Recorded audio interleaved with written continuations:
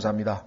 주님 추운 날씨에 참으로 특히 연로하신 형제자매님들 건강을 보살펴 주셔서 내일 주께 영과 진리로 경배하는데 아무런 어려움 없도록 특별히 보호해 주시길 다시 한번 간절히 간구드리고 이 시간에 다시 하나님의 말씀 앞에 섰습니다. 주님 이 말씀을 통해 주님 저희가 어떻게 사는 것이 합당하고 하나님 앞에 올바른 것인지 보여주시고 믿음으로 순종함으로 합당한 열매로 하나님을 영화롭게 할 수 있도록 도우시기를 원합니다. 주님 부족한 자에게 맡긴 사역인 줄 알고 도움을 요청합니다. 주님께서 역사하시고 약속하신 대로 능하게 하셔서 이 말씀의 사역을 통해 아버지께서 기쁨과 영광을 얻으시고 우리 모두에게 큰 축복과 유익이 되도록 역사해 주시기를 간절히 간구드리고 이 시간을 주님 손에 의탁합니다. 우리 주 예수 그리스도의 이름으로 기도하옵나이다. 아멘. 예, 고린도전서 14장은 한마디로 하면 전체적으로 방언을 잘못 사용하고 있는 것에 대한 교정이라고 볼 수 있습니다. 고쳐주는 거죠.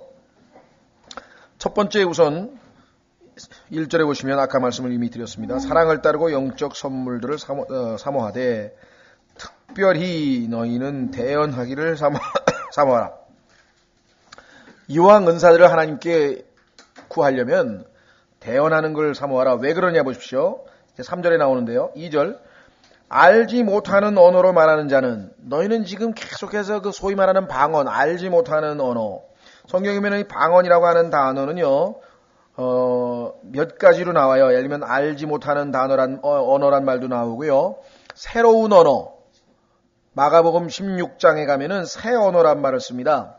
그리고 사도행전에서는 다른 언어라고 하는 말을 쓰였는데 자, 이 영어에 언어라고 쓰인 단어는 tongue예요. tongue.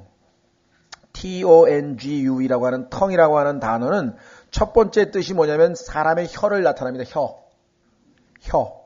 그래서 원래 신체 기관이에요. 코, 혀, 입 할 때 tongue이라고 하는 단어는 혀인데 이 혀라고 하는 말이 왜 언어라고 하는 말로 쓰이느냐?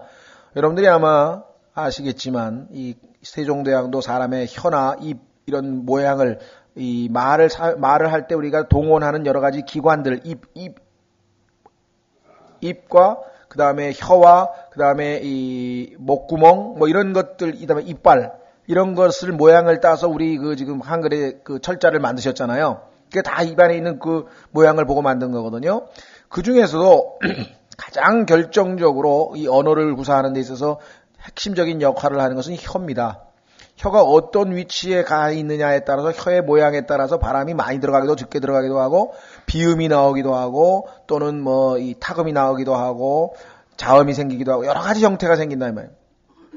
그래서 이 혀를 어떤 방식으로 우리가 활용하느냐. 그래서 혀의 활용에 따라 언어가 결정이 돼요. 이런 방식으로 이렇게 활용을 하면 영어가 되고, 이런 방식으로 하면 불어가 되고, 이런 방식으로 하면 뭐 중국어가 되고, 이게 다 혀에서 결정되는 거거든요.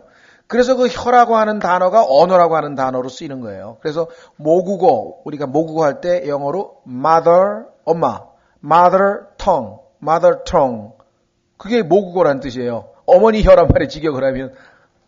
왜냐면 어머니로부터 태어나서 혀를 놀리다가 배운 거예요.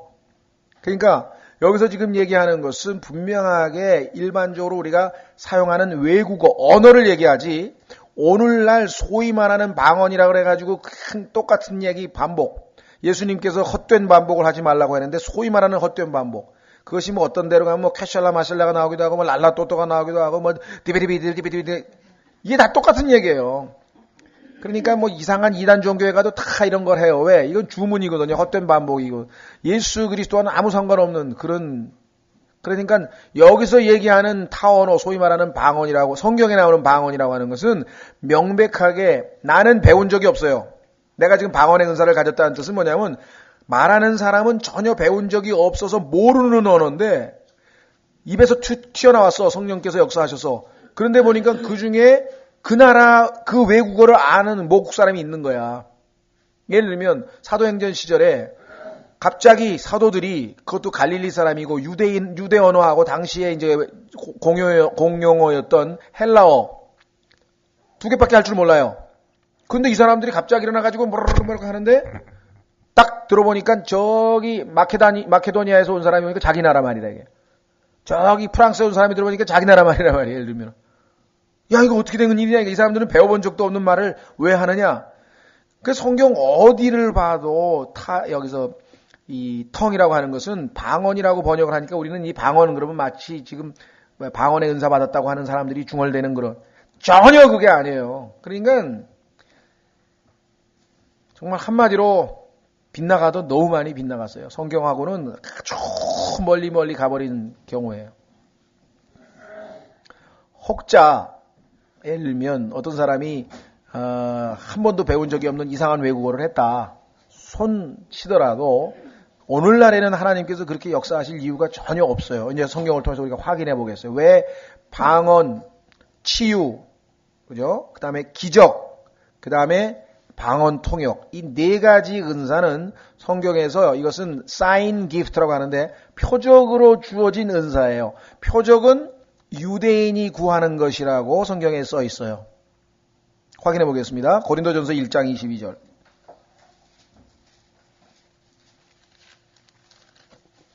고린도전서 1장 22절. 유대인들은 표적을 요구하고 그리스인들은 지혜를 추구하나 우리는 십자가에 못 박히신 그리스도를 선포하노니. 자, 유대인들은 표적을 요구합니다. 왜? 하나님이 그렇게 주신 권리예요. 자, 유대인들이 처음에 모세가 주께서 여호와께서 이제 부르셨죠? 모세를. 그렇죠? 근데 해방자로 보내겠다고 임무를 맡기니까 나는 뭐 말을 못해서 못 간다, 뭐 어째서 못 간다 하고 자꾸만 막 뒤로 빼니까 나중에 하나님께서 이제 화가 나셨단 말이에요. 그렇죠? 그러면서 그래? 그러면은 네가 하나님이 보냈다고 하는 것을 입증할 수 있는 증거를 주겠다 이거예요. 그게 뭐냐면 표적이에요. 그래서 첫 번째 네가 들고 있는 막대기를 집어 던지라 그랬대요. 집어 던지니까 뱀이 됐잖아요. 다시 잡으라 그랬더니 다시 막대기가 됐잖아요. 그렇죠? 기적. 그래서 기적의 은사는 하나님과 이스라엘 사이에서만 통용되는 거예요. 두 번째. 그 다음에 또 뭐 핑계대면서 막 뒤로 물러서니까 하나님께서 손을 네 가슴에다 집어넣으라 그랬다. 딱 집어넣었다. 빼라 그랬다. 딱 빼니까 문둥병이 걸려가지고 이렇게 문둥병 걸린 손이 나왔다 이게. 그렇죠? 그래서 하나님께서 다시 집어넣어라. 다시 꺼내라. 그러니까 온전하게 다시 치유가 됐다. 그래서 치유의 은사. 이것도 하나님과 이스라엘 백성 사이에 맺은 표적이라 이 말이에요. 그렇죠? 그 다음에 성경에 보니까 방언도 표적이야. 어떻게 알 수 있는가? 14장 지금 가겠어요. 지금 고린도전서 14장으로 가보세요. 22절 14장 22절에 보시면 14장 22절 그러므로 타 언어들은 믿는 자들을 위한 표적이 아니요 믿지 않는 자들을 위한 표적이로되. 자, 믿지 않는 자들을 위한 표적인데 표적을 구하는 사람은 이방인이 아니고 유대인이라 그랬어요. 그러면 유대인들 중에서 안 믿으려고 하는 사람에게 표적을 보여주면 유대인들은 그것이 초자연적인 역사니까 자연적으로 일어날 수가 없는 거잖아요. 평생 배우지도 않은 외국어가 어떻게 입에서 나오냐 이 말이야. 그죠? 기적. 죽은 사람을 막 일으켰다든가 기적. 물 위를 걸어갔다든가 기적. 기적, 표적, 그 다음에 뭐 병 걸린 사람을, 죽을 병에 걸린 사람을 살렸다든가 뭐 불구를 갖다가 치유했다든가 이런 걸 보면은 유대인들은 즉시로 뭐야? 그냥 믿어요. 왜? 이거 하나님이 하시는 거구나. 그래서 예수님의 기적들을 보고 니고데모도 밤에 찾아와가지고 당신은 하나님으로부터 온 거에 틀림없다. 왜? 내가 보니까 기적을 너무 많이 행한다 이거예요. 그러니까 유대인들은 하나님과 유대인 사이에는 뭘 가지고 하나님이 일인지 아닌지를 알 수 있냐. 그건 기적, 표적, 특히 표적 중에서도 방언, 그다음에 그다음에 뭐야? 치유, 기적, 그다음에 하나 더 있어요. 안식일. 저기 안식일도 표적이라 그랬다. 그러니까 하나님과 유대인 사이에게만 통하는 사인이 있다 이거 말이에요. 예를 들면은 운동선수들도 왜 같은 팀에서 포수하고 투수하고 사인을 주고받아가지고 그거 입각해서 다 알아서 하잖아요. 아, 이거 하나님이 하시는 거 맞구나 이렇게 됐다. 그러면 오늘날 교회에서 예배당에서 믿는 사람들이 모여 있는데 소위 말하면 외국어를 타 언어를 하는 이유가 전혀 없다는 거예요. 왜? 믿는 사람이죠. 믿지 않는 사람이라는데 벌써 조건이 안 나가서요. 유대인이죠. 이방인이잖아요. 안 돼요. 그렇죠. 그런데 전혀 지금 그 주실 필요가 없고 주셔서는 안 되는 일인데 방언을 한다 그러네. 근데 들어보니까 그게 헛된 반복, 비슷비슷한 얘기를 중얼중얼하고 주문 외에는 반복이지 실제적으로 성경에서 얘기하는 외국어도 또 아니다 이거야. 그 다음에 제일 꼬레비 은사니까 그거는 사모하지도 말고 차라리 사모하려면은 대언을 사모하라고 했다 이 말이야. 그러면은 방언을 사모하라 그러면서 방언 받으려고 금식을 한다 그러고 방언을 받으려고 기도를 한다는 얘기는 하나님의 말씀을 완전히 무시한 행위라 이 말이야. 그러니까 이 은사주의자들은 영적으로 혹시 구원을 받았다고 할지라도 너무나 영적으로 어린 아이들이고 성경을 전혀 모르는 사람이라는 게 입증이 된다는 거죠. 그 사람들은 너무너무 쉽게 속일 수 있어요. 그래서 옛날에 윤재근 목사님 아시잖아요. 저 대전에 있는 윤재근 형제님이 하도 자기도 이제 방언 많이 했거든 과거에. 은사주의 저기 다녔잖아요. 김기동. 거기 다녀가지고 뭐 막 축사하고 막 방언하고 막 10년 동안 그냥 상 난리를 치다가 어느 날 진리를 알고 보니까 그건 다 유치한 행동인 말도 안 되는 짓거리야. 거기다가 마귀에게 속은 거야. 그래서 다 끊었어. 그리고서 이제 방언하는 사람들 데려다가 이제 가가지고 내가 지금부터 방언할 테니까 당신 통역의 은사가 있다 그래서 한번 통역해보라고. 그리고서는 그냥 그 양반 이제 스페인어를 배웠으니까 스페인어로 한참을 중얼중얼대고 했더니 사실은 막 스페인어에서 좀 뭐랄까 좀 나쁜 욕 같은 걸 막 했어요.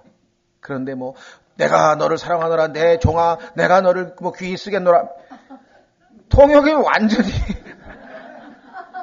그래서 일부러 그 자기가 한 스페인 욕을 갖다가 다 적어주고 내가 이렇게 욕을 했는데 이 멍청한 녀석아 집에 가서 잠이나 자라. 내가 그랬는데 당신한테 놀리려고 당신은 뭐 주의 귀중한 종아 내가 너를 크게 쓰리라? 장난치지 말라고 그래가지고 그냥 돌려보.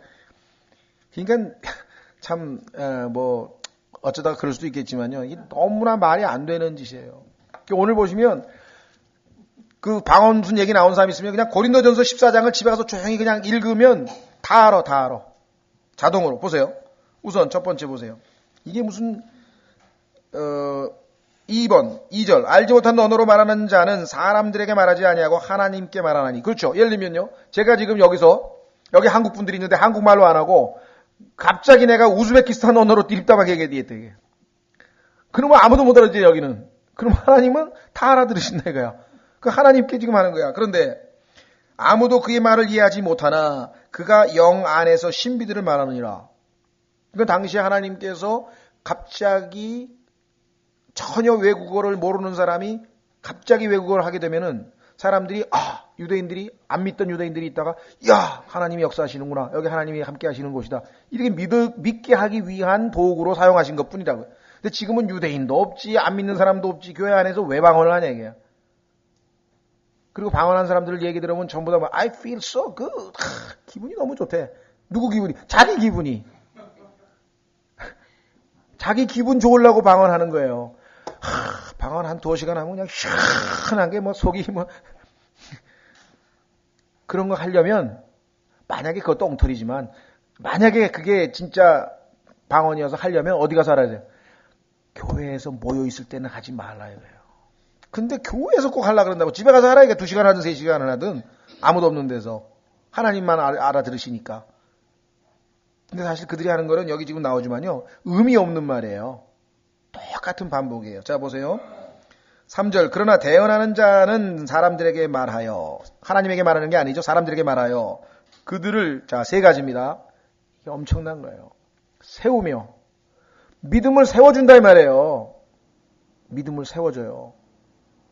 그 다음에 2번째 권면하며 힘내십시오. 우리 같이 열심히 매주 성경 한 장씩 읽읍시다. 우리 일주일에 한 번씩 복음 전합시다. 정말 우리 정말 주님을 더욱 열심히 섬깁시다. 뭐 하여간 듣고 그 사람에게 권면이 돼서 도움이 돼서 용기를 얻고 힘을 얻고 뭔가 이런 게 자극을 받고 그게 있어야 된다 이게. 3번째 위로하니 하나님 말씀으로 어려운 처지에 있는데 보십시오. 애매히 고난을 당해도 하나님을 인식하고 참으면 그거는 하나님께 감사한 일이라 하지 않았습니까? 그러니 지금 애매히 고난을 당하시지만 감사하면 하나님이 받으신다 그러지 않았습니까? 위로해 준다. 예? 그렇죠? 자, 그래서 이 세 가지가 전혀 없어요. 뭐가? 방언은. 왜? 다 자기. 이건 남을 위한 건데, 세 가지가 다. 다른 사람을 향한 건데, 이건 방언은 전부 자기만 기분이 좋게 해주는 거란 말이에요. 그래서 여기서 중요한 것은요, 대언이라고 하는 단어의 핵심은 뭐냐? 이 세 가지 기능을 갖고 있는 것이 대언이에요. 그래서 보통 우리가 설교라든가 다른 형제자매님과를 통해서 하나님의 말씀을 통해서 예를 들면 형제님이 이렇게 하면 이렇게 될 겁니다. 그건 다 미래잖아요. 그러니까 예언과 관련되죠. 예를 들면 형제님께서 순종하시면 하나님께서 축복하실 겁니다. 그러면 축복하실 겁니다. 미래잖아요. 그래서 그게 대언이 예언과 연관되는 이유는 바로 그것이죠. 자, 그래서 우리는 4절. 알지 못하는 언어로 말하는 자는 자기를 세우나. 이거 보세요. 전부 자기에게로 돌아간다니까요. 자기 것만 챙기는 사람 어린아이라 그랬잖아요. 대언하는 자는 교회를 세우느니라. 어떤 게 더 큰 은사인지 선물인지는 쉽게 이해가 되잖아요. 다른 사람을 위해서 사용하는 거하고 자기에게 유익한 거하고 너무나 뻔하잖아요. 5절. 나는 너희가 다 타 언어들로 말하기를 원하되. 사람들은 여기까지만 보려고 해요. 바울도 우리가 방언하기를 원하지 않았느냐. 좋습니다. 맞습니다. 그런데 아까 얘기한 것처럼 그 방언은 얘기하는 건 아니에요. 외국어를 얘기하는 것이고. 두 번째, 차라리라고 하는 말은 무엇입니까? 앞에 나와 있는 거, 우리도 그렇죠? 야, 내일 만나면 내가 너하고 한 2시간밖에 시간을 못 내겠는데 또 내일 만나지 뭐. 그렇게 얘기했다가 차라리 우리 토요일날 만나서 아주 오후 내내 같이 지내자. 그러면 앞에 걸 하자는 얘기예요? 말자는 얘기예요? 말자는 얘기지. 여기도 마찬가지. 내가 너희들 방언 그래 타언어 많이 해라 이거야. 그러나 차라리 그 얘기는 뭐예요? 그거 말고 왜 더 좋은 게 있으니까 뭘 하라는 얘기예요? 여기 나왔죠. 대언하기를 원하노니. 타언어들로 말하는 자가 통역하여 교회가 세움을 받게 하지 아니하면 대언하는 자가 그보다 더 나으니라. 자, 제가 여기서 아까 말씀드린 것처럼 지금 우즈베키스탄 언어로 지금 막 얘기를 해버렸어. 근데 여기에 우즈베키스탄에서 태어나서 자란 한국 사람이 있어가지고 바일링구얼 2개를 다 알아들어서 통역을 여기 나와서 해줬어. 그럴 때에는 교회가 세움을 받는다 이 말이야. 그렇지 않는다면 아무것도 못 알아들었으니까 다른 사람에게는 전혀 유익이 안 되니까 결국은 대언을 통해서 다른 사람을 세우고 권면하고 위로하는 게 훨씬 더 낫다는 거. 그건 너무 상식인데 왜 그걸 모르느냐 이거죠. 근데 왜 방언한다 그러고 왜 그거 가지고 너희들은 자랑하고 왜 다투느냐 이게 바울이 지금. 자, 그 다음에 보십시오. 6절. 이제 형제들아 내가 너희에게 나아가 타언어들로 말하고 계시나 지식이나 대언이나 교리로 너희에게 말하지 아니하면 너희에게 무슨 유익을 끼치리요. 바울은 실제로 보니까 하나님께서 주신 타언어들을 많이 한 그런 은사가 있었어요. 바울이 자기가 다른 사람보다 내가 타언어를 굉장히 많이 하기 때문에 하나님께 감사하다 그랬어요. 실제적으로 어디 나오냐면요, 한번 확인해 보겠습니다. 고린도전서 넘어가시면은요.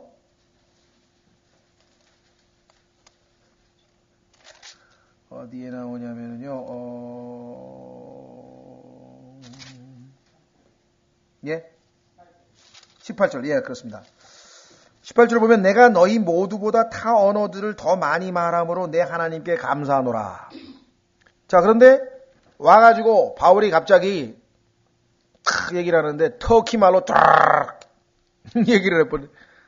아무도 못 알아들었어. 그러면 누가 유익을 얻냐 이게 하나도 못 깨달았으니 차라리 바울이 지금 여기 와서 얘기한다면 자기 모국어로 자기 나라 말로 알아들을 수 있는 말로 첫 번째 계시, 그렇죠? 두 번째 지식, 여기 나왔죠. 세 번째 대언, 네 번째 교리. 이런 것으로 너희들의 믿음을 세워주면 내가 하나님께서 나를 사용하시거니와 나 혼자 기분 좋으라고 나 혼자 외국어로 실컷 떠들면 아무 유익이 없지 않느냐. 그러면서 7절 필이나 하프같이 생명 없는 것들이 소리를 낼 때 음의 구분을 주지 아니하면 필이나 하프 소리가 무엇을 뜻하는지 어찌 알리요. 모든 악기에도 다 구분이 있잖아요. 정확하게 음을 딱 들으면 이거 뭐 도다. 이거 레. 이거는 탁탁탁 알잖아요. 그렇죠? 그러면 뭔가 말을 했으면은 사람이 알아들어야 되지. 못 알아들으면 어떻게 돼요? 누가 와가지고 피아노를 치는데 그냥 막 열 손가락으로 깍깍깍깍깍 막 두들기면 피아노 소리는 피아노 소리인데 못 알아듣는 피아노 소리 아무 의미가 없다 이게야. 아름다움을 주질 못하잖아요. 마찬가지로 사람이 목소리로 하는데 알아듣는 말을 해야지 못 알아듣는 말을 해가지고 무슨 유익을 주느냐. 여기 나왔죠. 그래서 8절 만일 나팔이 분명하지 못한 소리를 내면 누가 전쟁을 준비하리요. 그렇습니다. 여러분들 아마 군대 가보신 분들은 다 아시겠지만요. 딱 들으면 기상나팔이구나. 딱 들으면 이거 취침나팔이네. 그거 구분 못하는 사람 누가 있어요? 새벽에 그 기상나팔 하는데 취침나팔 부는 사람 있나요? 아니지. 당연히 기상나팔이 들려서 딱 들으면 벌떡 일어나게 만들고 취침나팔은 조용하게 하면서 딱 들으면 취침나팔인 줄 알고 그렇죠. 그 다음에 비상 걸렸다 그러면 이제 막 짱 하고 그냥 막 이제 비상 소리 이거 다 알아듣잖아요. 근데 전혀 못 알아듣는 소리를 해버리면 어떡하겠다. 지금 그 얘기하는 거죠. 전쟁에도 당연한 거 아니냐. 그러면 9절 이와 마찬가지로 너희가 혀로 알아듣기 쉬운 말들을 하지 아니하면 그 말한 것을 어찌 알리요. 너희가 허공에다 말하리라. 그러니까 너희가 지금 외국어하는 거는 아무도 듣는 사람이 없으니 허공에다 하는 거야. 그런데 막 혀가 돌아가는 게 그냥 자동으로 돌아가니까 기분은 좋아 자기는. 그 네 기분만 좋으면 그게 무슨 소용이 있냐 이게. 그러려면 차라리 혼자 집에 가서 해. 사람 모여있는 데서는 아무 없으면 하지 말아라 이거죠. 10절 세상에 수많은 종류의 소리가 있다 할지라도 그 중에 의미 없는 소리는 하나도 없나니. 다 의미가 있어요. 그러므로 내가 그 소리의 의미를 알지 못하면 말하는 자에게 야만이 되고. 그죠? 일본 말을 하든 중국말을 하든 뭔가 의미 있는 말을 해야지. 라라라라라라라 토토토토라라토라라토라라토라 캐셔마셔라 캐셔라. 이 뭐냐 이게 지금. 그렇죠? 의미 없는 말 똑같은 반복. 내가 그 소리의 의미를 알지 못하면 말하는 자에게 야만인이 되고 말하는 자도 내게 야만인이 되리라. 그러니까 지금 어디 가서 방언 은사 집회 같은 데 가서 방언 소리 들으면요. 거기가 다 집단 야만인이 되는 거예요. 듣는 사람도 야만인이고 말하는 사람도 야만인이고 하나님 보시기에는 이게 문명이 아니라 완전 야만인 촌이야 거기가. 성경에 써 있잖아요. 내가 너에게 야만인이고 너도 나에게 야만인이고 못 알아들으니까. 그 다음 보세요.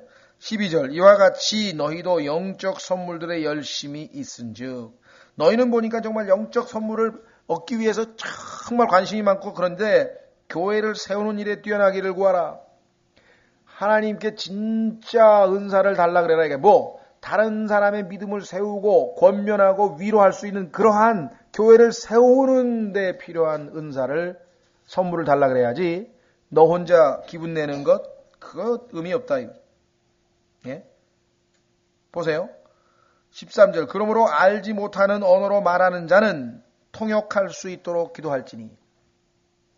만약에 네가 외국어로 얘기하면 그걸 통역하게 해달라고 하나님께 기도해라. 그래야 통역을 해야 다른 사람이 알아들으니까. 내가 알지 못하는 언어로 기도하면 나의 영이 기도하거니와. 그렇죠? 알지 못하는 언어로 기도했어요. 영이 기도하거니와. 나의 이해하는 것은 열매를 맺지 못하느니라. 나는 말하면서 알아들었는데 그러나 다른 사람은 못 알아들었으니까 실제적으로는 열매가 하나도 안 나온다. 그럼 어떻게 하느냐? 15절. 그러면 어찌하리요? 내가 영과 함께 기도하고 또 이해하면서 기도하며 내가 영과 함께 노래하고 또 이해하면서 노래하리라. 두 가지 다 해도 좋은데 자 뒤에 보면 이제 규정이 나와요. 네 자신만을 위한 것은 영으로 하는 것은 다른 사람에게 전혀 깨달음을 주지 못하니까 그것은 교회가 모여있을 때에는 하지 말라. 계속 보세요. 뭐라고 얘기하나? 16절. 그렇지 않으면 내가 영으로 축복할 때 배우지 못한 저지에 있는 자가 네가 무슨 말을 하는지 이해하지 못하므로 어찌 내가 드리는 감사에 아멘 하리요. 아까 얘기했으면 내가 그죠? Gracias al Señor en nombre del Señor. Muchísimas gracias. Te agradezco. 감사합니다. 진짜 감사합니다. 하나님 정말 감사합니다. 지금 스페인어로 한 거예요, 지금 제가. 그럼 다른 사람 뭔 소리 하니 하나도 못 알아들어. 그러면 너 혼자 감사하고 다른 사람은 모르잖아요. 근데 제가 하나님 정말 감사합니다. 우리를 건강하게 지켜주셔서 감사합니다. 진심으로 감사합니다. 그러니까 아멘, 아멘, 아멘, 아멘. 여기 아멘 한다. 너 혼자만 아멘 하면 뭐하냐 이거죠. 17절. 너는 진실로 감사를 잘하되 너는 감사를 잘했어. 다른 사람은 세워지지 아니하였느니라.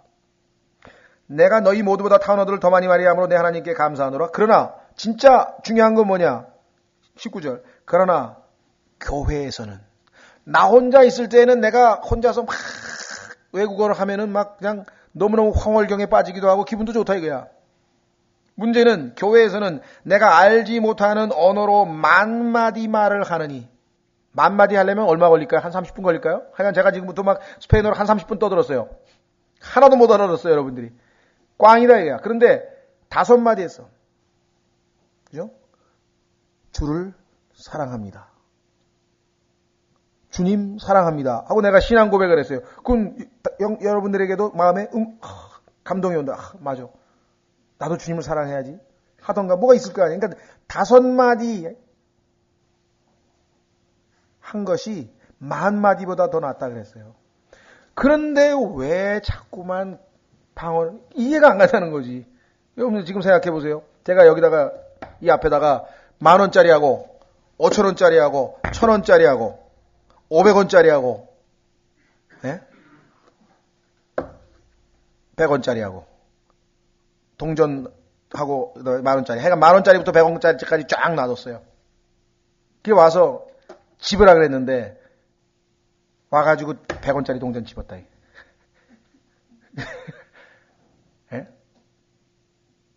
그 어린아이 아니냐 이게. 뭘 모르는 거 아니냐 이거죠.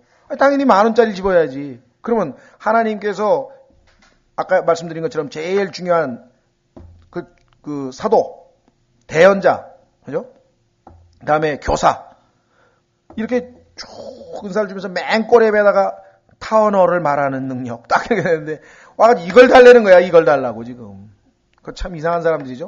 고린도 사람들이. 그 바울이 지금 얘기하는 거예요, 지금. 뭐라고 얘기했어요? 5마디 말을 하여 내 목소리로 다른 사람들을 가르치리라. 다른 사람 알아듣게 5마디 하는 게 더 낫다고요. 이거 좀 보여주세요. 방언 그냥 몇 시간씩 하는 사람한테 좀 보여주세요. 당신 지금 3시간을 걸쳐서 지금 방언을 하고 막 찬송을 하고 막 혼자서 아주 상난리를 했는데 내가 얘기하는데 고린도전서 14장을 집에 가서 읽어보시오. 그게 당신에게 훨씬 더 유익하다. 그 몇 마디 한 거. 보세요. 형제들아, 이해하는 일에는 아이가 되지 말라. 죄송합니다. 왜? 아이가 되지 말라는 얘기는 뭐예요? 이해하도록 하라, 알아듣도록 하라 이거죠. 너희가 오직 악한 일에는 아이가 될지라도 이해하는 일에는 어른이 될지니라. 그러면 이해하려면 어떻게 돼요? 알아들어야지. 근데 알아듣지 못하는 말로 하면 다른 사람도 이해 못한다. 21절 율법에 기록된 바. 자, 드디어 나왔네. 율법. 율법은 누구에게 주신 겁니까? 유대인에게 주신 것 아시죠? 율법은 유대인에게 주신 것이죠? 예. 자, 고린도전서 10장으로 가보세요. 지난번에 우리 공부 많이 했던 10장에 보면은 갑자기 바울이 이런 얘기를 해요.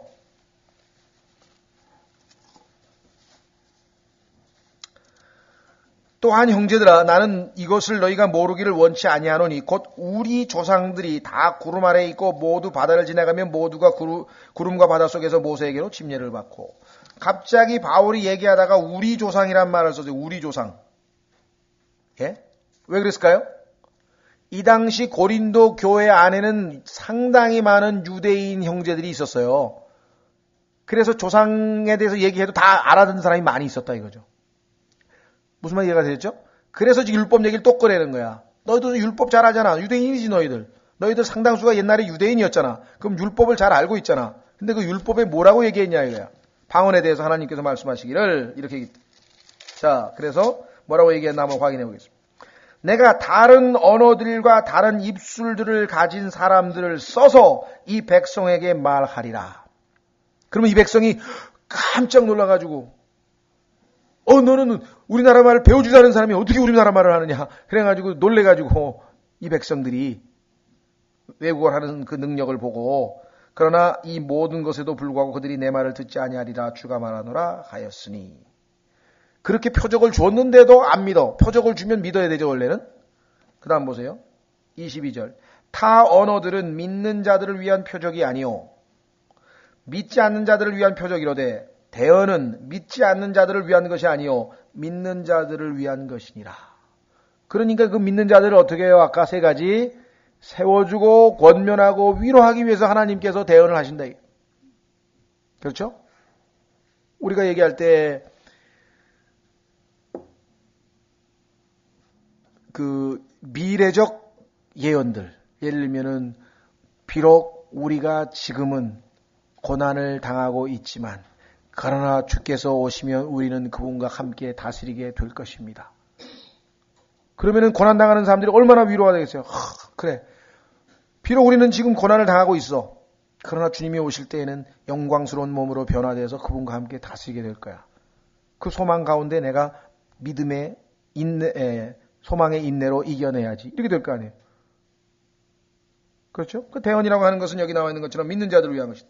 23절. 그러므로 온 교회가 다 같이 한 곳에 모여 모두 타 언어들로 말하면 이런 짓을 지금 은사주의 집회 가면 해요.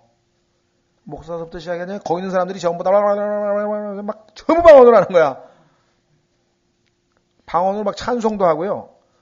처음에 저기 가가지고 그때 나는 그때 근데 여기 나와 있는 것처럼 보면 뭐라고 되어 있습니까? 타 언어들로 말하면 배우지 못한 자나 믿지 않는 자들이 들어와 너희가 미쳤다고 하지 아니하겠느냐. 근데 저는 그때 미쳤다고 생각은 안 했어요. 아주 좀 그냥 희한하다고 생각을 했는데 좀 센 사람들이 미쳤네 이 사람들 이런 데잖아요. 성경에 써있죠.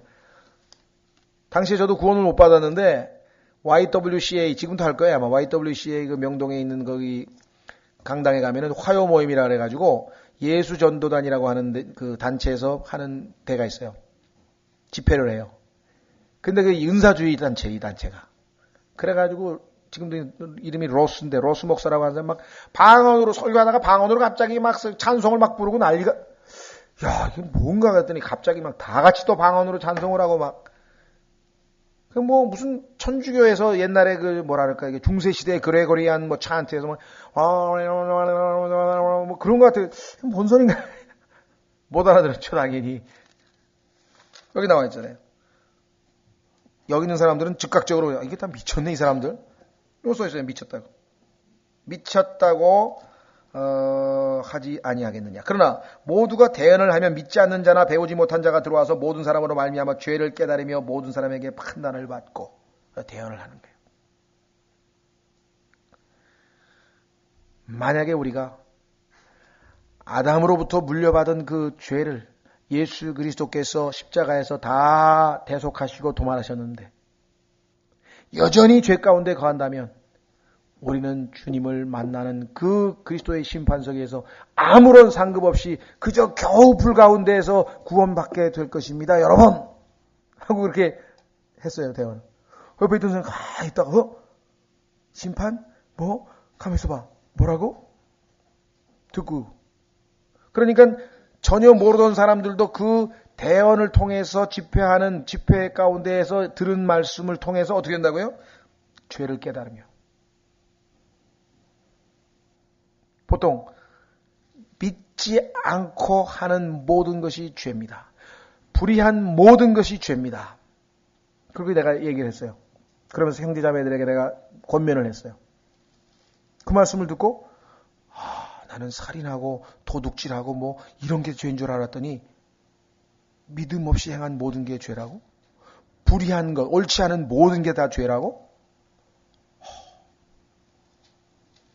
하나님께서는 우리의 양심까지 우리의 생각까지 모든 것을 다 들여다보고 계십니다. 그분 앞에서는 아무것도 속일 게 없습니다. 그렇게 얘기를 해도 가만히 있어봐. 그럼 내가 지금 생각하고 있는 것도 다 아시겠네? 뭔가 있다 이게. 죄를 깨달으며 모든 사람에게 판단을 받고 그렇게 되면 어떻게 돼요? 25절에 자기 마음의 은밀한 것들이 이렇게 드러나게 되므로 하나님의 말씀이 그에게 들어가면 그 사람 안에 있는 모든 캄캄한 어두운 것들이 자꾸만 들춰나는 거예요. 죄가 드러나요. 그렇죠? 하나님 말씀으로 계속해서 드러나면 어떻게 됩니까? 그가 얼굴을 대고 엎드려 하나님께 경배하며 또 진실로 하나님께서 너희 안에 계신다고 전하리라.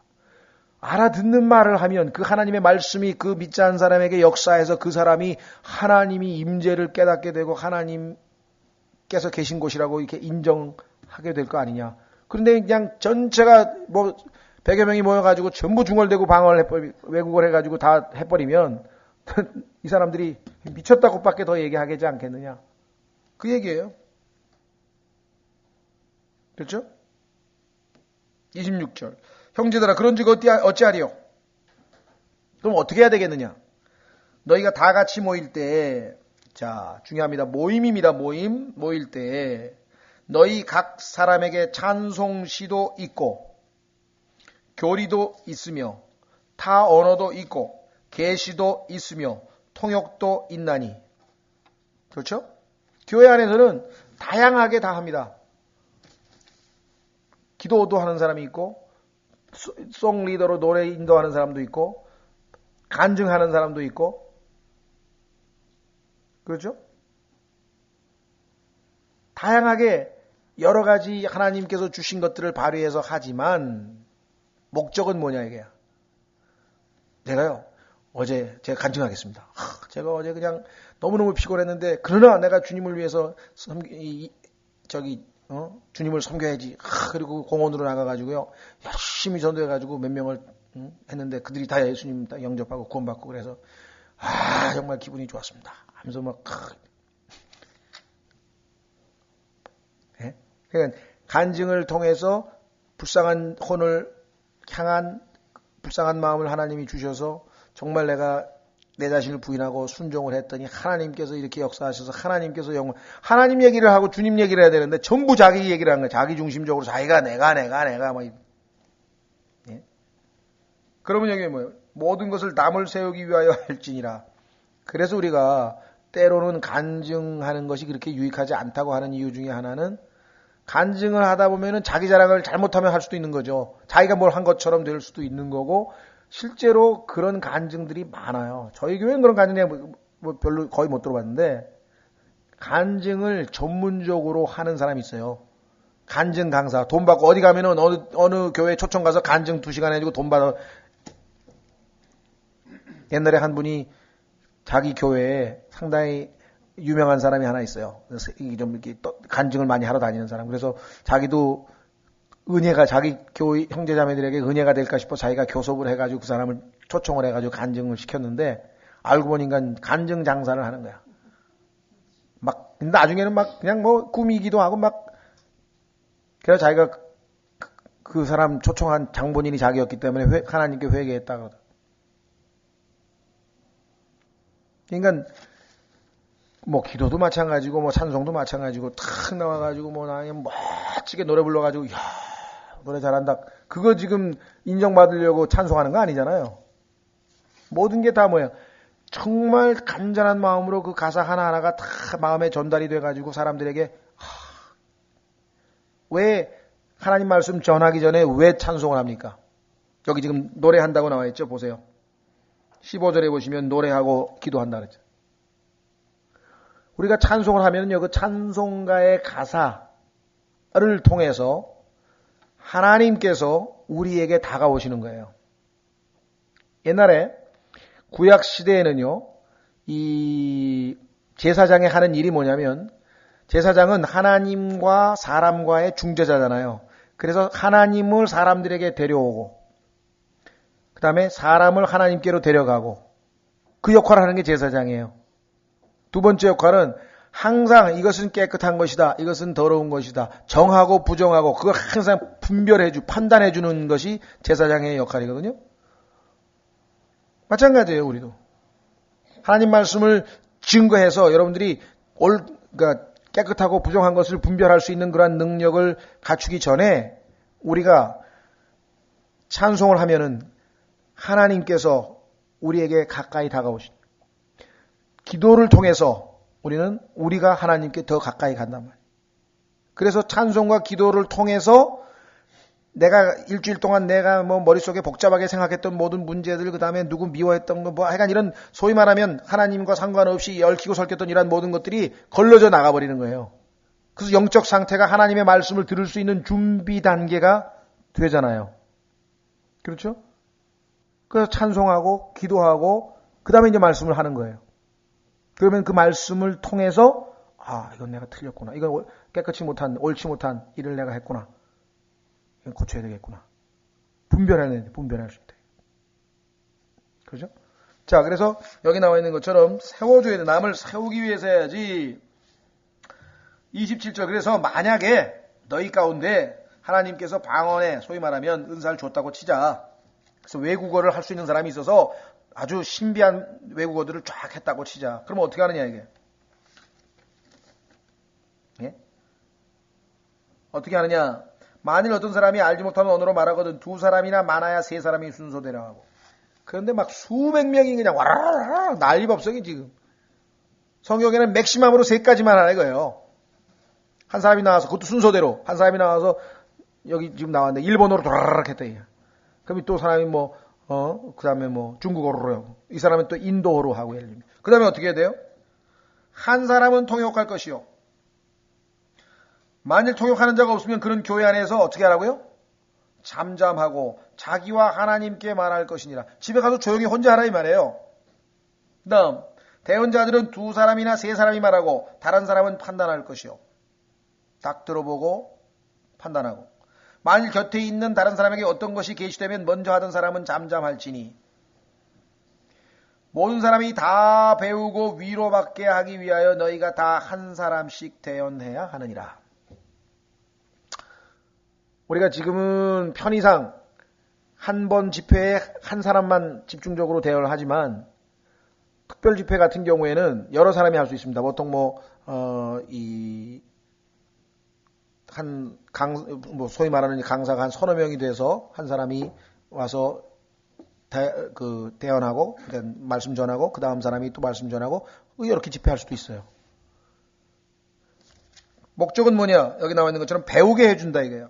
31절. 모든 사람이 배우고 위로받게 하기 위하여 너희가 다 한 사람씩 대언해야 하느니라. 대언하는 자들의 영은 대언자들에게 통제를 받나니 이게 중요합니다. 하나님께서는 우리를 인격자로 대하시기 때문에 우리의 영을 마음대로 나는 안 하려고 하는데 하나님께서 내 혀를 갑자기 그냥 내 의지와 상관없이 돌려가지고서는 나를 사용하느냐.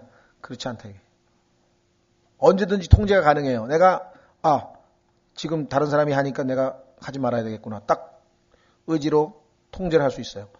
대언하는 자든 외국하는 자든 다 자기 영을 자기가 통제할 수 있도록 하나님께서 인간을 지어놓으신 거예요. 통제불능이 되면 어떻게 됩니까? 가만히 있는데 말 안 하려고 그러는데 말이 막 나와 이게 아니라는 거죠. 그러니까 소위 말하는 오늘날 방언이라고 하는 것은 하나님께서 인간을 지으신 그 본래의 기능하고도 완전히 지금 다르게 행동하는 거예요. 그러니까 우리가 누가 그런 짓을 해요? 하나님께서는 우리를 인격으로 대하시기 때문에 내가 순종하고 동의해서 나를 사용하시지만 성경에 보니까 마귀는 뭐예요? 노예로 우리를 부려먹는다 이 말이에요.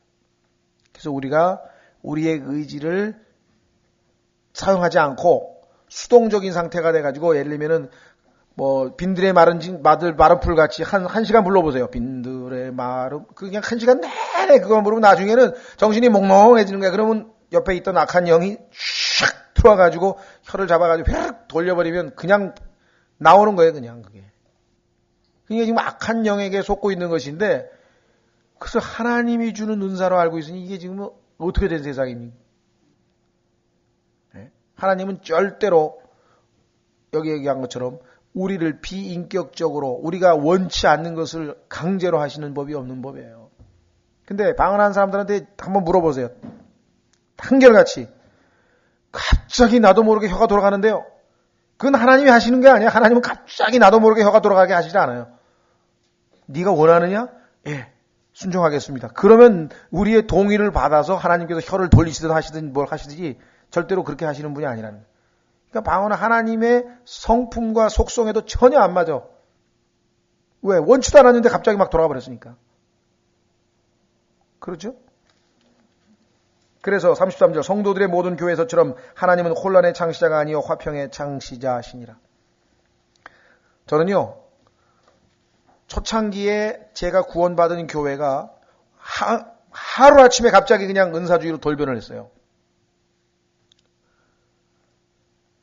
제가 구원받은 지 한 7, 8개월? 6, 7개월밖에 안 된 상태인데, 갑자기 그 교회 지도자가 어디 가서 뭐 방언을 받아오고, 그냥 갑자기 뭐 불을 받았다고, 뭐 뜨거워졌다고, 어쩌고 그러더니, 그다음부터 그냥 계속 그 설교만 한 달을 하는 거예요.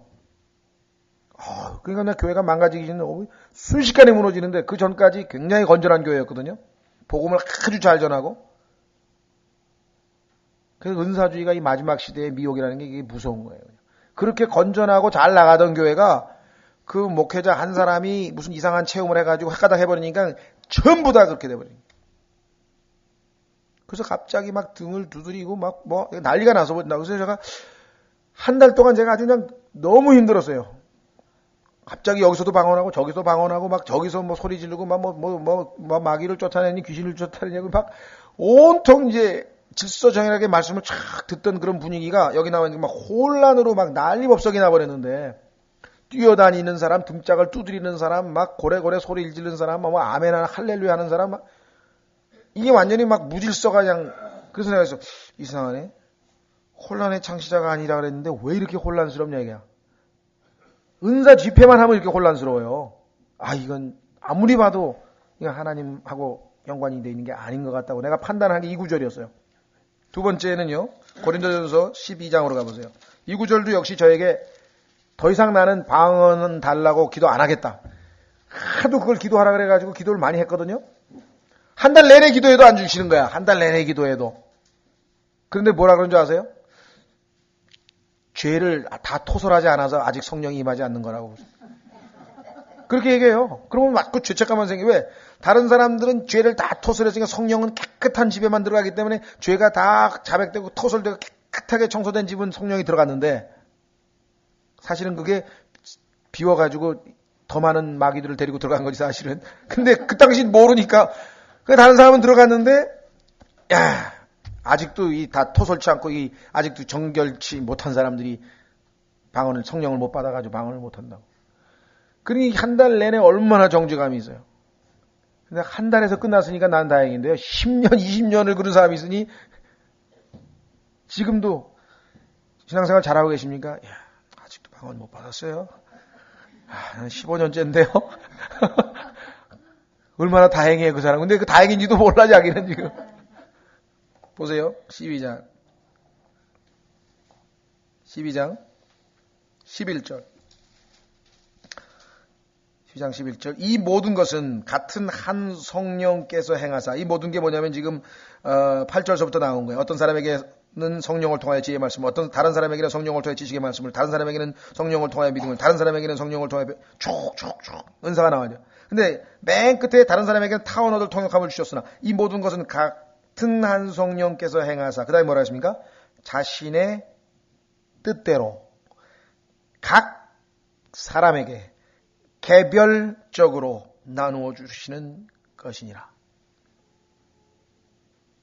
그러면 만약에 나에게 외국어를 할 수 있는 그런 타언어 할 수 있는 은사를 안 줬다. 선물. 그게 성령님의 뜻이에요. 나한테는 안 주시는 게 하나님 뜻이라고. 왜? 저 사람에게 주는 건 하나님 뜻이고. 그러니까 주고 안 주고. 그래서 이 말씀하고 아까 그 말씀을 딱 읽는 순간에 그때부터 내가 은사주의하고는 결별해버렸더니 이거 완전히 좀 안 맞는 말이다.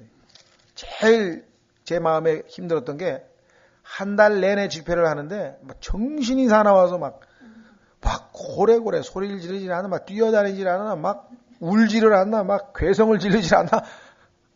이건 도저히, 여러분들도 아마 그런 집회에 가보신 적이 경험이 있을 거예요. 이건 화평의 창시자 하나님? 전혀 화평하지 않아요, 거기 가면.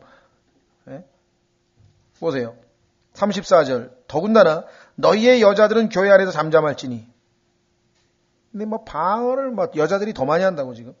말하는 것이 그들에게 허락되지 아니하였고 또 율법도 말하는 바와 같이 그들은 순종하도록 명령을 받았느니라.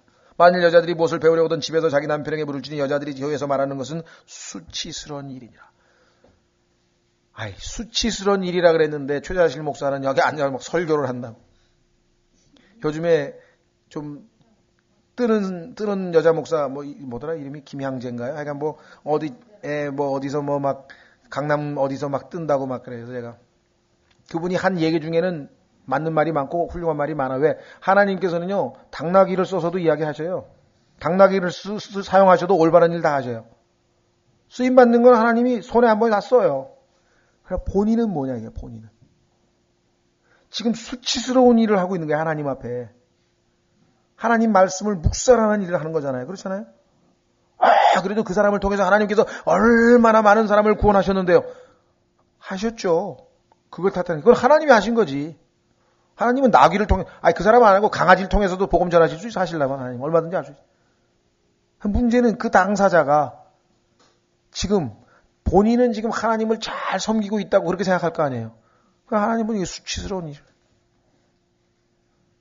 교회에서 형제 자매들이 앉아있는 공식석상에서 설교하고 기도하고 공식적인 말씀을 전하는 것은 수치스럽다 그랬잖아요. 근데 여자 목사가 개입이 돼서 아주 전면적으로 부상하게 된 게 다 뭐냐? 은사주의 때문에 그래요. 이 당시에 하나님께서 이제 소위 말하면은 아까 얘기했던 표적으로 주어진 은사는 다 사라졌거든요. 그 증거가 여러 가지가 있지만 그 중에서 바울의 그 앞치마 이 에이프론만 만져도 다 병이 낫는 그러한 기적의 치유의 은사를 가지고 있던 바울인데 바울의 선교팀의 같은 동료인데도 불구하고 병에 걸려서 할 수 없이 내버려 두고 오고 디모데는 위장병에 걸렸으니 약을 쓰라 그러고 왜 그랬을까요? 이 사도시대의 마지막쯤 됐을 때에는 이미 모든 표적으로 주어진 은사들이 다 사라지기 시작하는 거거든요. 하나님께서. 그래서 그 초대교회 이후로 은사가 활용됐거나 무슨 뭐 기적, 표적, 그다음에 무슨 방언 이런 얘기가 전혀 없어요. 교회사 기록에. 방언했다는 얘기가 기록에 하나도 없다고. 근데 언제 이런 일이 생겼냐?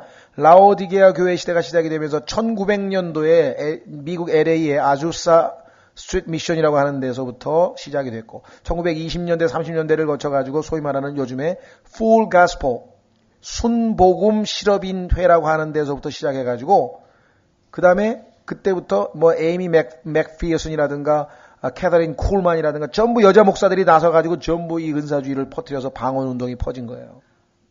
하나님 말씀하고 정반대로 가는 운동이고 이것이 오히려 라오디게아 교회 시대를 이끌었어요. 대교회 교회 시대를 이끈 것이 바로 이 은사주의 운동이고 이 은사주의 운동은 두 가지 역할을 하는데 하나는요. 카톨릭에서 은사주의를 도입을 해가지고 카톨릭에 가면 일주일 만에 다 방언합니다. 지금도 방언 받을 사람들은 여의도 순복음보다 카톨릭에 가면 더 빨리 배워요. 더 빨리 일주일이면 다 해요. 왜냐면 거기는 이거 하면서 완전히 사람 최면에 빠지게 하면 그냥 혀가 돌아가거든요. 금방 할 수 있어요. 그래서 은사주의는 개신교도들로 하여금 카톨릭 교회를 용납하고 용인하고 받아들이도록 하는데 기여했고 두 번째는 아까 말씀드린 것처럼 여자 목사 도입하는데 기여했고 세 번째는 세속적인 거 무슨 뭐 락 음악이라든가 무슨 뭐 온갖 그 세상적인 것들을 교회 안으로 다 끄집어들인 것이 바로 이 은사주의 운동이에요. 왜? 기복신앙이니까 복받고 모든 거 해가 세상적으로 해가 잘 되고 복받고 뭐 이것만 했잖아요. 그러니까 아주 오늘날 어떻게 보면은 교회 안에 치명적인 누룩을 심은 것이 바로 은사주의고 그간에 그들은 열심인 사람이 많잖아요. 그래서 구원받은 사람도 꽤 있어요. 그쪽 순복음 이쪽 사람들은. 그러나 영적으로는 전혀 성장을 하진 않습니다. 왜? 어린아이의 일을 버렸노라. 안 버리니까 계속 안 버리고 있대. 계속 안 버리고 있대. 그래서 은사주의에 빠진 사람이야말로 건져내기가 너무너무 힘들어요. 그렇죠? 애들한테 장난감 뺏어보려고 그러세요. 야, 너 지금 10살인데 이제 장난감 버리고 좀 이제 안 돼. 그럼 장난감 붙들고 늘어지는 애가 어떻게 그걸 뺏어버리겠어. 그래서 36절 도대체 무슨 말이냐? 하나님의 말씀이 너희로부터 나왔느냐? 그래 너희가 지금 얘기하는데 하나님 말씀하는데 너희로부터 나왔느냐? 혹은 그것이 너희에게만 임하였느냐? 만일 어떤 사람이 자기를 대언자나 영적인 자로 생각하거든 그는 내가 너희에게 쓰는 것들이 주의 명령인 줄 인정할지니라. 너희가 진정으로 영적인 사람이고 대언자라고 한다면 내가 지금 이 고린도전서 12, 13서 여기서 기록한 이 모든 내용들이 하나님의 명령인 줄 알라. 그러니 앞으로 어떻게 하라고요? 방언을 하려거든 통역사가 있을 때 하고, 통역하는 사람 없을 때에는 집에 가서 혼자 하고, 교회에선 절대로 하지 말고, 이거 다 지키라 이거예요. 지금 여기 나와 있는 거 다 지키. 그런데요, 지금 현재 우리나라에서 벌어지고 있는 운사주의 집회에 가서 이 성경 구절 보세요. 한 개도 안 지켜요. 하나님 말씀에서 깡그리 다 여기 나와 있는 거 다 어긴다고. 어떻게 그게 성령 충만이고 그게 어떻게 은혜로운 집회가 되냐 이 말이에요. 하나님 말씀 다 어겼는데. 보세요. 38절. 그러나 만일 어떤 사람이 알지 못하거든 알지 못하게 둘지니라. 왜 이 얘기했겠습니까? 아무리 얘기를 해도 듣지를 않아. 정 안 되면 어떻게 하나님께서 그냥 무지한 채 내버려 둬라 그랬대. 이 근사주의 사람들하고요 길게 얘기할 게 없어요. 몇 번 얘기해서 성경 가지고 성경이 중요한 게 아니고 내가 체험을 했다니까. 그러면 끝나는 거야. 그 사람들은 더 이상 어떻게 얘기해 볼 도리가 없어. 체험이 중요합니까? 하나님 말씀이 중요한 겁니까? 체험은 순식간에 왔다가 사라져버리는 건데 그걸 더 중요시 여기는 사람하고 무슨 얘기를 하겠어요? 그러니까 뭐예요 여기서? 그냥 내버려 두라. 이게 무지한 채 내버려 두라. 계시록도 보세요. 계시록 21장. 계시록 22장이죠. 계시록 22장 11절. 아무리 복음을 전해도 아무리 진리를 가르쳐줘도 관심이 없어. 그런 사람은 어떻게 해야 돼요? 계시록 22장 11절.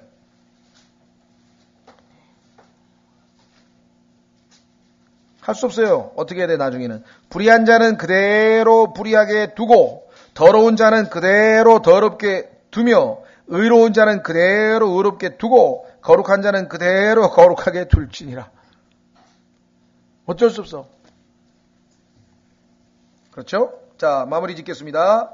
고린도전서 15장 39절. 그러므로 형제들아, 결론이 뭡니까? 방언에 대해서 쭉 얘기를 하다가 막판에 가서 무슨 얘기를 하는 거예요? 대언하는 것을 사모하고 방언하는 것을 사모하는 게 아니고 왜? 다른 사람을 세워주고 권면하고 위로하려면 대언을 할 줄 알죠. 하나님 말씀을 잘 알아서 대언을 해야 돼요. 그 말씀을. 타언어들로 말하는 것을 막지 말라. 그렇다고 해서 외국어를 할 수 있는 능력이 있는 사람이 있을 때 막지 말라. 자, 중요합니다. 고린도 교회 이 시대에는 고린도 교회 안에 믿지 않는 유대인들이 아직도 많이 있었고 그렇기 때문에 하나님께서는 타 언어들을 통해서 아직도 유대인들을 많이 구원하셔야 될 그런 상황이었어. 그렇죠? 막지 말라 이거야. 그래 지금 오늘날 우리 시대에는 어떻게 됐습니까? 첫째, 고린도후서 12장을 보십시오. 고린도후서 12장.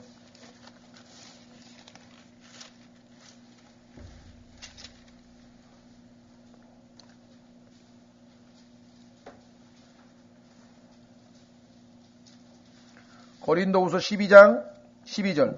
고린도후서 12장 12절. 진실로 내가 너희 가운데서 모든 인내와 표적들과 이적들과 능한 행위들로, 자 여기 나와 있는 모든 것 인내와 그다음에 뭡니까? 표적들과 이적들과 능한 행위들, 이것들이 다 뭡니까? 사도들의 뭐라고요? 표적들을 행하였도다. 사도들의 표적입니다. 표적은 누가 행하는 거예요? 사도가 하는 거예요. 그래서 마가복음 16장에도 5가지 표적 보여주셨잖아요. 하나님께서 사도들, 예수님의 12사도들에게 주신 5가지 표적 아시죠? 독을 먹을지라도 해를 입지 아니하고 이거 있잖아요. 얹으면 낫고 막 5가지. 이 표적들은 누구에게 나타나요? 사도들. 사도들은 성경에 정의가 내려져 있어요. 뭐라 그랬습니까? 사도행전에서. 우리와 같이 예수 그리스도께서 이 땅에서 행하실 때 같이 항상 가서 보고 듣고 목격했던 사람들이잖아요. 예수님과 함께 예수님의 기적을 직접 목격하고 예수님의 말씀을 직접 듣고 예수님과 함께 생활했던 그 사람들이 사도들이야. 그러면 그 사람들은 어떻게 했습니까? 다 죽었어요. 그렇죠? 사도들과 대언자들은 기초였잖아요. 더 이상 교회 시대에는 필요 없다 그랬잖아요. 아까. 그러면 표적이라는 게 지금 있을 필요가 있습니까? 없습니까? 있을 수가 없지. 왜? 사도들의 표적인데 사도는 하나도 없는데 어떻게 표적이 있냐 이게. 그러니까 지금 이 당시에는 지금 사도가 있기 때문에 타언어 말하는 것을 금하지 말라 그랬지만 지금 현재 이 교회 시대에는 타언어 하는 은사 선물을 하나님께서 주셔야 될 이유도 없고 주시지도 않는다 이거야. 그러면 지금 현재 진행되고 있는 모든 방언 운동이라는 건 다 뭐냐 이게. 마귀에게 다 속은 거라.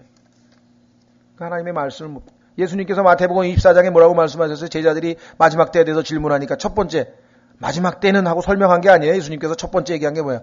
속지 말라. 예수님께서 마지막 때에서 질문한 제자들에게 첫 번째 하신 말씀은 속지 말라. Be not deceived. 자, 그래서 결론이 고린도 전서 14장 끝부분에 중요한 겁니다. 40절. 모든 것을 품위 있고 질서 있게 행할지니라. 그렇죠? 여기에는요, 여기 지금 나와 있는 14장 1절부터 39절까지의 모든 것들을 품위 있고 질서 있게 행하라고 하는 말과 아울러서 만약에 이 말씀을 어기고 행동하는 자들을 교회에서 어떻게 되겠어요? 지금 모여서는 통역이 없으면은 방언하지 말라 그랬는데 혼자 일어나가지고 한 10분 동안 방언을 하고 교회 집회하는데 그럼 어떡하겠어요? 당연히 말씀 어겼으니까 다른 사람의 유익을 위해서 내보내야 될 거 아니에요. 그럴 때 야 쫓아내 먹살 잡고 야 이렇게 하면 안 되죠. 어떻게 돼요? 품위 있고 질서 있게. 하나님 말씀에 하지 말라 그랬는데 지금 형제님 하고 계시죠? 여기 보십니까? 모든 사람들 이 형제님이 지금 현재 방언을 이 외국어를 중단하지 아니하면 지금 이 집회를 방해하는 거니까 하나님 말씀을 지금 전하고 있는데 내보내야 되는 거 동의하십니까? 손 들고 그 사람 어떻게 하겠어요? 다 동의 안 되는데 혼자 그대로 버티겠어요? 조용히. 그러니까 만약에 그런 징계에 있어서도 그냥 아니고 어떻게 품위 있고 질서 있게 모든 면에서 모든 일을. 고린도전서 지금 14장이요. 저희가 지금 1시간에 걸쳐서 그냥 거의 읽었잖아요. 너무나 쉽고 너무나 이해가 잘 되는데 왜 방언이 문제가 되는지 이해가 안 가시죠? 영적으로요. 어린아이가 돼서 하나 자기 에고, 자기 중심적으로 자아에 지금 집착하기 때문에 아무것도 안 보이는 거예요. 하나님 말씀도 안 들어오는 거예요. 저는요. 방언만 하면 너무 기분이 좋아요. 저는요. 왜 전부 다 저는요야. 자기 얘기밖에 안 한단 말이에요. 이유를 아시겠어요? 네, 그래서 지금 아까 그 고린도서 14장 끝에 어린아이라는 얘기 나오잖아요. 완전한 자가 되면 어른이 되면 어린아이의 일을 버려놓으라. 예. 그래서 이 방언에 관해서는 또 교회에서 설교도 했고 또 성경 공부도 했고 그래서 여러 테이프들도 있고 그러기 때문에 일부러 우리가 본문에만 충실해서 짧게 마쳤고요. 다음 시간에는 성경에서 가장 위대한 장 중에 하나인 고린도전서 15장 부활에 관한 부활장 공부를 하도록 하겠습니다.